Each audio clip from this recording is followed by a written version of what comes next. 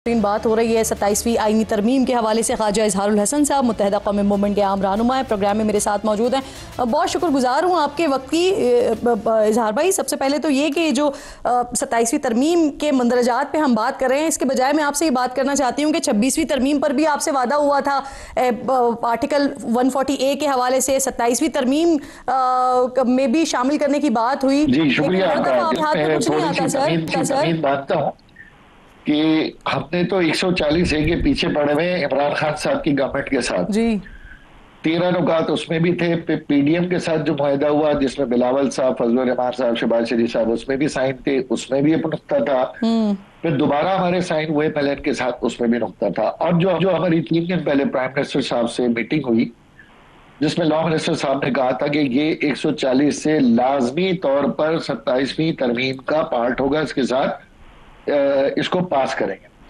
Technically issue ये हुआ कि क्योंकि हमारी 26वीं तरमीम से पहले हमने ये आईनी तरमीम फ्लोर में लेकर आ गए थे और ये लॉ एंड जस्टिस में ऑलरेडी पेंडिंग है, जिसके ऊपर मीटिंगें हो चुकी हैं, जिसमें आखिरी मीटिंग में ये हुआ था कि मुसव्वदा जो 140A के तमाम लीडरशिप को भेजा जाएगा और कंसेंसस किया जाएगा। तो जब ये फ्लोर पर आया तो आज आजम नजीर ताड़े साहब ने भी कैबिनेट में ये बात की कि वो ऑलरेडी क्योंकि पेंडिंग है लॉ एंड जस्टिस में, एक आईनी तरमीम ऑलरेडी फ्लोर के पास से जा चुकी है, तो रूल्स ये कहता है कि दोबारा उसे नहीं आना चाहिए। इस आईनी तरमीम को जब लॉ एंड जस्टिस में जाएगा तो वो उसके साथ क्लब डिस्कस होगा, उसके अलावा और भी बिल्स हैं। तो आज लॉ एंड जस्टिस की जो मीटिंग हुई, जो कि ज्वाइंट मीटिंग थी, उसमें हाफ पार्टली अभी तय हुआ है, कल सुबह 11 बजे फिर है और कल सुबह 11 बजे हमारा बिल भी इसके साथ डिस्कशन में आएगा। तो ये इसकी टेक्निकल एक था जिसकी वजह से 27वीं तरमीम के इस ड्राफ्ट में नहीं है, लेकिन एज तरमीम हमारा वो ड्राफ्ट उसी कमेटी में मौजूद है जहां ये डिस्कशन हो रहा है। ठीक, अच्छा एमक्यूएम हमेशा पुरुम्मीद रहती है ना, लेकिन खाली हाथ रह जाती है। हम तो कम से कम यही देख रहे हैं पिछले कुछ अरसे से। अब जब ये 26वीं तरमीम आ रही थी और फिर 27वीं तरमीम तक आप लोग कितने पुरुम्मीद रहे, जरा सुन ले पहले, फिर इस पर रिस्पॉन्ड कीजिएगा। पहले मायदे होते रहे ना, 30-30 नुकाती, 40-40 नुकाती, उनका नतीजा क्या निकला? अच्छा, वो हम वसाइल या पैकेज फंड्स तरक्याती और कुछ सहूलतें हम मांगते थे और फिर जाके 2 वजारतों में बैठकर जो है वो अपने बुनियादी नजरिए को हम सरेंडर कर देते थे। इस बार हमने अपने बुनियादी एजेंडे को जो है वो सुप्रीम ऊपर रखा है। मजे की बात है कि अभी तो ये मफाहिमती याददाश्त आज साइन हुई ना, लेकिन सेनेट में अल्हम्दुलिल्लाह हमारा ये बिल इंट्रोड्यूस हो गया गुज़िश्ता पीर के रोज, और कायमा कमेटी में चेयरमैन सेनेट ने डाल दिया। एमक्यूएम के साथ एक मुआहदा और याददाश्त इलेक्शन से पहले दस्तखत किए थे। हमने आज इनको दोबारा यकीन दिलाया कि हम उस वादे पे कायम हैं। कोशिश करेंगे कि जल्द अज जल्द हम बल्दियाती इदारों के लिए आईनी तरमीम के जरिए कॉन्स्टिट्यूशनल प्रोटेक्शन हासिल कर लें। 26 में आईनी तरमीम के साथ कहा था कि हमारा ये आईनी तरमीमी पैकेज जो है वो शामिल किया जाए। हमसे ये वादा किया गया था वज़ीर आज़म साहब की तरफ से कि ये 27वीं तरमीम के साथ इंशाअल्लाह हम इसको जोड़ेंगे। खालिद साहब रिस्पॉन्ड कीजिएगा। जी देखें, सबसे पहली चीज तो मैं ये गुजारिश करूं कि एमक्यूएम ना जाती इख्तियारात की कोई बात कर रही है, ना जाती तौर पे किसी मफाद, तो एक इज्तिमाई पूरे पाकिस्तान की बात कर रहे हैं और हमारा मुसलसल मुतालबा यही है। और आपने देखा कि बाकी जमातों ने किस तरह एनएफसी पे तिल मिलाया है, 18 अमेंडमेंट के रोल बैक होने पे तिल मिला रही हैं। हम तो ये कहते हैं कि भाई 18 अमेंडमेंट को नीचे डिवॉल्व होना चाहिए। और आपको मैंने बताया कि स्पीकर हाउस से ये हमें रूल्स एंड प्रोसीजर के जरिए पता चला कि हमारा एक constitutional bill already under discussion है। मैंने आपको बताया कि उसके ऊपर सेक्शंस हो चुके हैं, तो दोबारा वो इसका पार्ट टेक्निकली नहीं बन सकता according to the rules of business. लेकिन आज भी काबीना में ये बात हुई है, मुस्तफा भाई ने भी ये बात की है मीडिया पे, वजीर आजम ने और लॉ मिनिस्टर ने इस पूरी काबीना में गैर मशरूत तरीके से इसकी हिमायत की और कहा जैसे ही ये 27वीं तरमीम कमेटी में जाएगी, ज्वाइंट कमेटी में, तो ये उसका डिस्पार्ट होगा। अच्छा भाई, ये जो आपका बिल है ना, ये 2 साल से सर पेंडिंग पड़ा हुआ है, तो 2 साल से जो चीज नहीं हुई है, पीपल्स पार्टी को नहीं राजी कर सके, वो सुबह 11 बजे तक कैसे करके? मैंने तो आपसे बात की नहीं कि मनाने, कल तो ये टेबल होना है लॉ एंड जस्टिस में और उस मेजोरिटी वोट से तय होना है। बिल्कुल ठीक है आपकी बात कि पीपल्स पार्टी इसकी मुखालफत करेगी, जरूरतन करेगी, क्योंकि ज़ाहिर सिंध में वो अपने इख्तियार नहीं देना चाहते, वो तो 1000 रुपए भी डिवॉल्व नहीं करना चाहते। लेकिन कम से कम किरण हमने अपना काम बड़ी कामयाबी से किया और PMLN उसको वोट करेगी। सवाल ये पैदा होता है कि PMLN वोट ना करे फिर तो हमारी महज पे नाकामी है। और PMLN वोट करती है, उसके सेनेटर वोट करते हैं, मौलाना फजल रहमान साहब से हमने रिक्वेस्ट की है और इसी तरीके से और जमातों से की है। तो ये फाइनली वोटिंग में पता चलेगा। लेकिन खुदा ना खास्ता अगर इस बार 148 के ऊपर गैर संजीदगी हुई या हमारे साथ उसके अंदर कोई मुबालगा आराई हुई तो फिर तो हतमी तौर पर हम अपनी पोजीशन तय करने में हक बजा नहीं पाओगे और पार्टी के अंदर फिर इसको डिस्कस करेंगे कि जब हम सर्व ही नहीं कर पा रहे, हुकूमत का इतनी मुश्किलात में हमने साथ दिया और पीपल्स पार्टी की मनूवरिंग की वजह से अगर कोई हुकूमत ब्लैकमेल होती है और फिर जाहिर सी बात है ये बिल सिर्फ और सिर्फ पीपल्स पार्टी या PMLN नहीं, हमने तो अपने अस्करी इदारों को भी इसमें ऑन बोर्ड लिया है क्योंकि उसमें उनका भी बड़ा रोल है इस डिवोल्यूशन में, अवाम को एम्पावर करने में।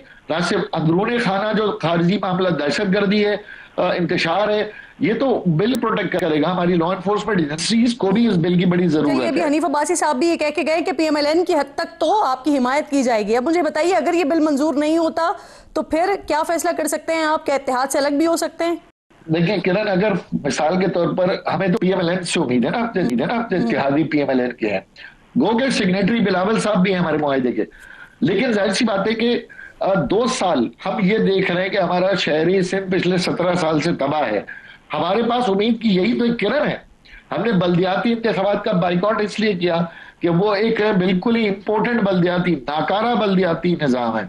तो हमें फिर ज़ाहिर इख्तियारात ही नीचे डेवलप करने। अच्छा, ये इख्तियार हमने नहीं डेवलप करने, ये पीपल्स पार्टी के मेयर, पीपल्स पार्टी के ये जमात के चेयरमैन जो इससे मौजूद हैं ये तो ये फायदा हासिल करेंगे। सही। अच्छा, ये भी फरमाइएगा कि NFC में कमी और सरकारी मुलाजमीन की दौरी शहरियत पर पाबंदी की तजवीज़ को मुस्तरद करेगी पीपल्स पार्टी, आपकी क्या राय है इस पर? देखिए, अभी इस बिल का ये जो क्लॉज है ये वाली डिस्कशन में नहीं आया। आज तक जो आया है वो मैं आपको बता रहा हूँ, ये जैसे ही आएगा। लेकिन हमारी इसमें मौक़िफ़ है कि दोहरी शरीयत पे बिल्कुल पाबंदी होनी चाहिए और NFC के अंदर भी खास तौर पे जो अखराजात हैं वो विफाक ही कर रहा है, चाहे सूबे के अंदरूनी मामलात हो, सूबे के अंदर दहशतगर्दी हो या इंतशार हो, तो वो अखराजात कहीं ना कहीं सूबों को भी बैलेंस। अभी वो डिस्कशन, लेकिन आप उमूमी तौर पे इसके हामी हैं। आप उमूमी तौर पे इसके हामी हैं। बहुत बहुत शुक्रिया ख्वाजा इजहारुल हसन साहब प्रोग्राम में साथ मौजूद थे। कि सबसे पहले तो ये बताइए, JUI ने आज मुश्तरका कमेटी का इजलास का बॉयकॉट किया है, मुसव्विदा देख लिया होगा ऑब्वियसली आपने। JUI का क्या मौक़िफ़ है इस पर? किन निकात को आप समझते हैं कि ये दुरुस्त हैं और किन निकात पर आपको एतराज़ है सर? एक तो पहले तरीकाकार पे एतराज है कि जो तरीकाकार है वो दुरुस्त नहीं है। अभी तक सेनेट का इजलास चल रहा था और कमेटी जो है वो सेनेट के इजलास के दौरान एक पैरेलल कमेटी के पास रेफर भी हो गया, उसका इजलास शुरू भी हो गया और साइड बाय साइड असेंबली में अभी तक ये डॉक्यूमेंट ले नहीं हुई है और उसके मेंबर्स जो है ना, वो जो उस कमेटी के मेंबर्स हैं उनको बुलवा के बिठा भी दिया गया। ये कोई अजीब व गरीब सूरत हाल थी। फिर हमने अभी तक पढ़ा, इसको डिटेल में पढ़ना है, इसमें 48-49 क्लासेस हैं, उसको पढ़ना है, उसको कॉन्स्टिट्यूशन को सामने रख के देखना है। तो जब हम गए हैं कमेटी में, उस वक्त इजलास कमेटी का शुरू हो चुका था, हालांकि सेनेट का इजलास खत्म नहीं हुआ था। और जब ये बात सामने रखी कि अभी हमने पढ़ना है, इंस्ट्रक्शंस लेना है, अभी हमने पार्टी के अंदर डेवलप कामरान साहब ये फरमाइएगा सर, वैसे ये जो बात कर रहे हैं आप, ये कानूनी तौर पर सर दुरुस्त है कि कौमी असेंबली में अभी तक ये ड्राफ्ट पेश नहीं हुआ और अराकीन मुश्तरका इजलास में बैठ गए, तो ये कानूनी तौर पर गुंजाइश है इसकी कमेटी में सर बैठना? मैंने कहा सारी जिंदगी के इसी तरह के कामों में गुजर गई है, ये पहली दफा हम देख रहे हैं सारा कुछ। और फिर जो है ना, वो चेयरमैन साहब कह रहे हैं कि हम आपको पढ़ के सुनाते हैं, हम आपको समझाते हैं कि इसमें क्या है। तो अगर चेयरमैन कमेटी से हमने बात समझनी है या मिनिस्टर साहब से ये बात समझनी है, तो फिर हमको पार्टी की लीडरशिप से हिदायत की जरूरत नहीं है, ना पार्टी के अंदर किसी डेलिब्रेशन की जरूरत है। फिर ये तो सारा कुछ अंगूठे लगवा के अपने पास रखवा तो ये उसमें मसला था, उसमें एतराज उठाया गया, मैंने उठाया, मेरी वाइफ उसकी अपना नेशनल असेंबली में उसने उठाया। तो ये हमने एतराजात किए, जो है ना वो कोई सुनने के लिए तैयार नहीं था, बहुत जल्दी में थे। तो फिर बाइकाट करके आ गए हम, और हमने कहा कि इस सूरत हाल में काम नहीं वो कर सकते। फिर इसके साथ साथ जो सबसे बड़ी बात है, 26th अमेंडमेंट में ये पार्टियां एक कमिटमेंट के साथ आई थी कि ये जो है ना ये कमिटमेंट है, और इसको हमने इन चीजों को तस्लीम नहीं किया था।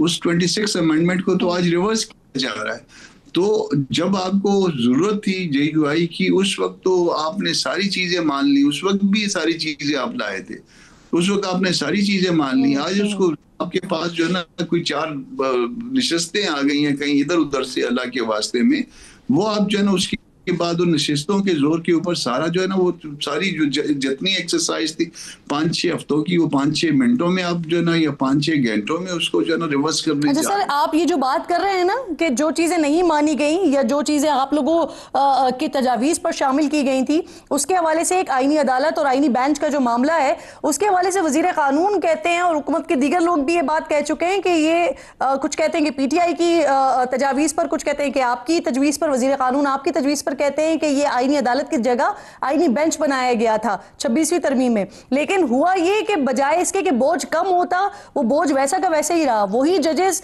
नॉर्मल केसेस भी वही सुन रहे थे और जो आईनी केसेस से वो भी यही सुन रहे थे। तो इसी वजह से फिर ये आईनी अदालत की तरफ मामले को लेकर गए। सर नहीं गलत कह रहे हैं। मैं नहीं कहता कि गलत कह रहे हैं, मगर ये कहूंगा कि ये दुरुस्त नहीं फरमा रहे हैं।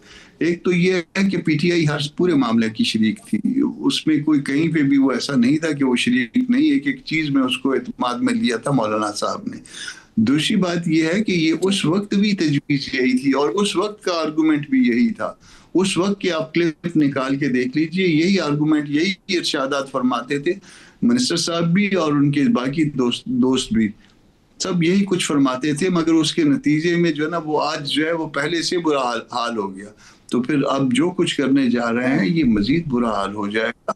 इसके बाद मिनिस्टर साहब कहेंगे कि जी ये तजर्बा नाकाम हो गया, अगर वो उस वक्त तक मिनिस्टर हुए तो।